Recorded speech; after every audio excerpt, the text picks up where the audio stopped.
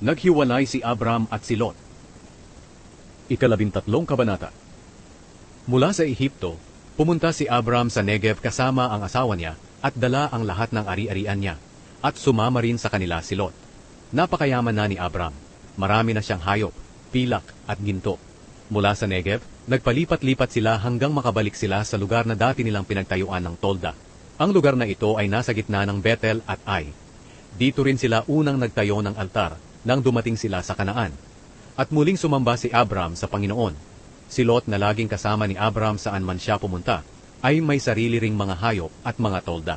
At dahil marami na ang mga hayop nila at iba pang mga ari-arian, hindi sila maaaring manirahan sa isang lugar.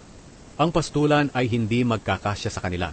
Dahil dito, nag-away-away ang mga tagapagbantay ng mga hayop nila. Nang panahong iyon, ang mga Kananeo at mga Perezeo ay nakatira sa lupaing iyon. Kaya sinabi ni Abram kay Lot, "Tayo at ang mga tauhan natin ay hindi dapat mag-away, dahil magkakamag-anak tayo. Ang mabuti pa, maghiwalay na lang tayo dahil marami pang lugar na maaaring lipatan. Ikaw ang mamili kung aling bahagi ng lupain ang pipiliin mo. Kung kakaliwa ka, kakanan ako. Kung kakanan ka, kakaliwa naman ako." Tumanaw si Lot sa paligid at nakita niya na ang kapatagan ng Hordan hanggang sa Zoar ay sagana sa tubig, katulad ng lugar ng Eden at ng lupain ng Ehipto. Nangyari ito noong hindi pa nililipol ng Panginoon ang Sodom at Gomora. Kaya pinili ni Lot ang buong kapatagan ng Hordan sa silangan. Sa ganoong paraan, naghiwalay sila ni Abram. Si Abram ay nagpaiwan sa Kanaan, habang si Lot naman ay naroon sa mga lungsod ng kapatagan. Nagtayo si Lot ng mga tolda malapit sa Sodom. Ang mga tao sa Sodom ay talamak na makasalanan. Labis ang pagkakasala nila laban sa Panginoon. Lumipat si Abram sa Hebron. Nang nakaalis na si Lot, sinabi ng Panginoon kay Abram, "Mula sa kinatatayuan mo, tingnan mong mabuti ang paligid.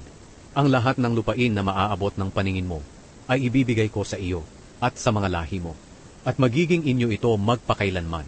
Pararamihin ko ang lahi mo na kasindami ng buhangin sa mundo. Ang buhangin ay hindi kayang bilangin, kaya ang mga lahi mo ay hindi rin mabibilang. Lumakad ka at ikutin ang buong lupain, dahil ibibigay ko itong lahat sa iyo."